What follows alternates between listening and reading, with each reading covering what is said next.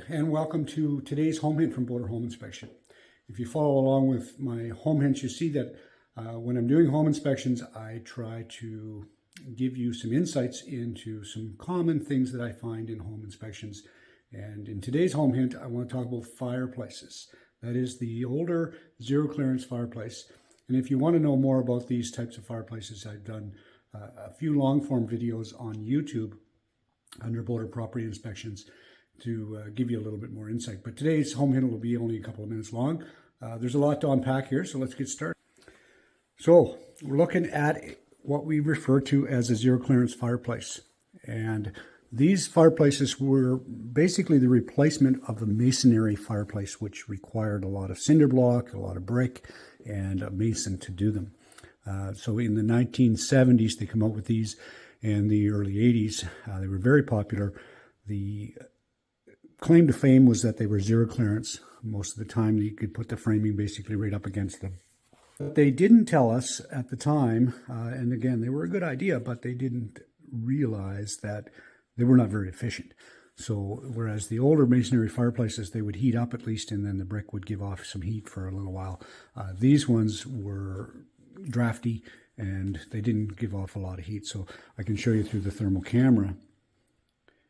You can see that it's only about -5 out today, and we're down to about 5 degrees down into the firebox here. So a few things I want to talk about. I could get into talking about hearths and all that stuff, but I'm not going to. I just want to talk about the unit itself. So the chimney connection, oftentimes you would find dead birds and stuff like that, which you really can't see there, but that's there. So they're getting down into the firebox.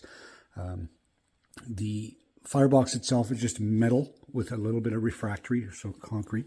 The labels themselves were, for whatever reason, they put them right inside the firebox, so you can't really read them. The biggest problem with these units, like I said, was the fact that they didn't give off much heat. They do have a damper, as you can see here, but that damper doesn't close off very well, and most of the heat would go up the chimney. So until you could get a real rip-roaring fire going in here, you really didn't feel much heat in the room. So the other thing that with this particular unit I wanted to point out is the chimney is on the outside of the wall.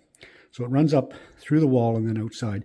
And when that happens, when you go to start the fireplace, the chimney's full of cold air, and the house wants to make a better chimney than the chimney, therefore the smoke comes into the house. And you can see that here. So it's on the rock.